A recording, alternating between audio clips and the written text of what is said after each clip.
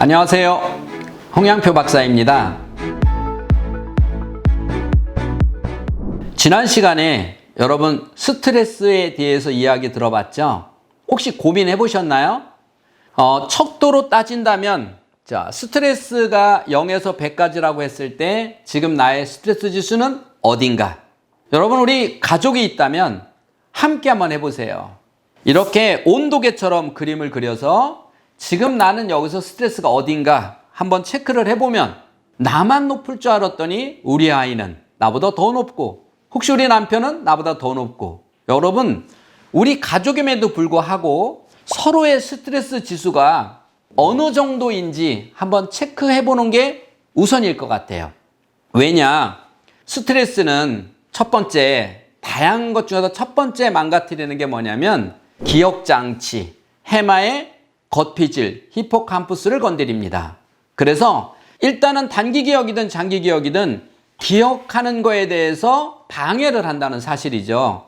다시 말해서 무슨 말씀입니까? 여러분 아이들이 스트레스에 점수가 높으면 높을수록 머리가 좋냐 안 좋냐를 떠나서 여러분 아이들이 학습에 흥미를 느끼지 못한다는 사실입니다.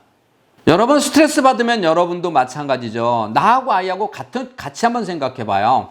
나는 스트레스 받았는데 책이 안 읽어지면서 아이는 스트레스 받은 걸 그냥 놔두고 공부해라. 자, 이게 가능한 이야기 아니죠. 여러분 우리 아이가 내가 우리 가족이 얼마나 스트레스를 받았는지 먼저 체크해 보는 게 가장 좋은 이유는 첫 번째는 아이들이 학습이 안 된다는 거죠. 자, 그러면 학습이 안 되니까 이건 무슨 말입니까? 집중이 안 된다는 거죠. 문제를 깊이 풀지 못하죠. 청소년들은 수학이나 이런 문제, 책을 읽어도 깊이 읽지 못하죠. 문제를 끝까지 풀지 못하죠. 그러면 나오는 현상이 뭡니까? 포기하죠. 무기력해지죠. 많은 청소년들이 우리 아이가 지금 무기력해지고 있다. 왜 그럴까요? 바로 혹시 스트레스가 아닐까? 한 번쯤 여러분 염려해보고 한 번쯤 그쪽 방향에서 우리 아이가 얼마나 스트레스를 받았는지 네가 도대체 뭐 때문에 스트레스가 있어? 이렇게 하지 말고 아이에게 우리 가족의 스트레스 지수를 그려보고 그래서 뭐가 이렇게 스트레스가 많은지 이해해 줄 필요가 있지 않냐는 거죠. 두 번째는 편도체라고 하는 겁니다. 편도체는 뭐냐면 쉽게 말하면 그냥 감정 조절이라고 하면 돼요. 감정 조절이 약해진다는 거예요. 그러니까 평상시에는 엄마한테 잘하던 아이가 어느 날부터 이제 어머니한테 조금씩 반항을 하고 과격한 언어나 행동이 나온다. 그러면 얘가 사춘기인가? 얘가 왜 이래? 라고 생각하지 말고 이것도 혹시 우리 아이가 요즘에 스트레스가 넘치는 거 아닌가? 라는 생각. 우리 아이가 스트레스를 못 풀고 있지 않은가? 라고 하는 생각을 먼저 해봐야 되지 않겠냐는 거예요. 그래서 우리가 편도체라는 곳이 스트레스 통해서 약해지면 어떤 일이 벌어지느냐라고 하는 거예요. 욱한다 그러죠.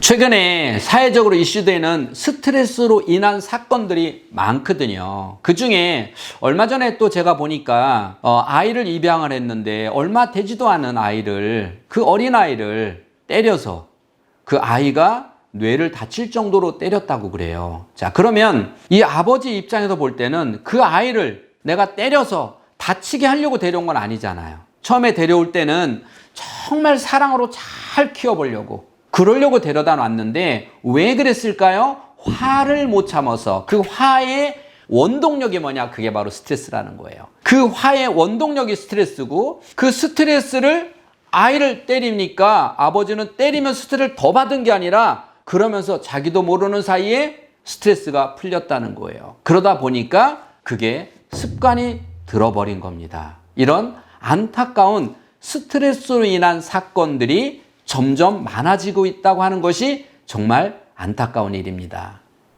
그러면 그만큼 사회적으로 이슈되는 큰 것은 아니라도 아이가 나에게, 내가 아이에게 하는 하나하나 행동들이 어떻게 나오냐는 거예요. 이러한 것들이 아주 중요하다는 거죠.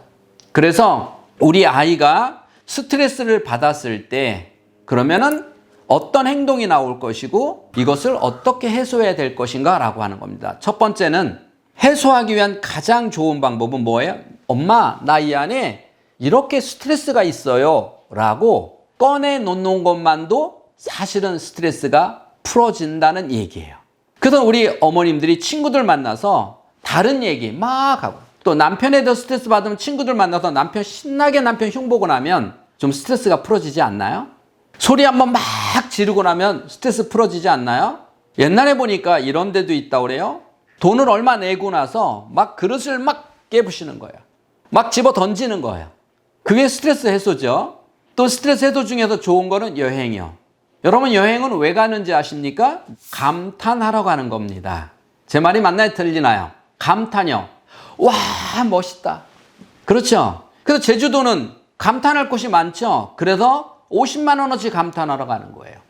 유럽은요, 500만 원어치 감탄하러 가는 거예요. 그래서 열 몇 시간씩 정말 비행기 안에서 그 힘든 걸 참고 가는 거는 왜 그래요?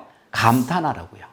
그렇잖아요. 맛있는 거 먹으면서 감탄하고, 아름다운 거 보면서 감탄하고. 왜? 이 감탄할 때 이 안에서 누적으로 그동안에 있는 찌꺼기, 스트레스의 가장 찌꺼기들을 버려버리는 거죠.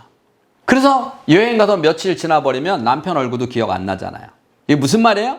그만큼 행복하다는 거예요. 몸은 힘들지만 정신적인 행복하죠. 즉, 아이들에게 감탄할 수 있는 일들을 만들어주라는 거예요. 아주 사소한 것부터 엄마가 감탄을 하라는 거예요. 그리고 두 번째는 유아 혹은 유치 시절에는 엄마들이 애들하고 게임도 많이 하잖아요.